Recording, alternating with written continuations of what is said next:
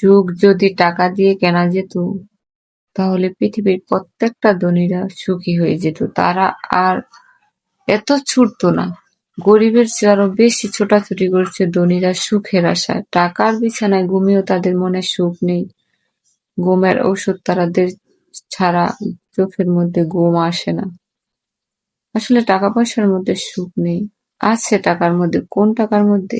যদি আপনার সুখে থাকার জন্য পর্যাপ্ত পরিমাণে সুখ থাকে। কেননা ইসলাম ধর্মের নবী বলেছেন, প্রচুর ধন সম্পদে সুখ নেই, মনের সুখ হচ্ছে প্রকৃত সুখ। পৃথিবীর মধ্যে সবচেয়ে সুখী মানুষ হচ্ছে সে, যে হালাল রিজিকের জন্য অন্বেষণ করে অথবা চেষ্টা করে, আর মানুষকে কষ্ট দেয়া থেকে দূরে থাকার চেষ্টা করে। সে হচ্ছে পৃথিবীর সবচেয়ে সুখী মানুষ।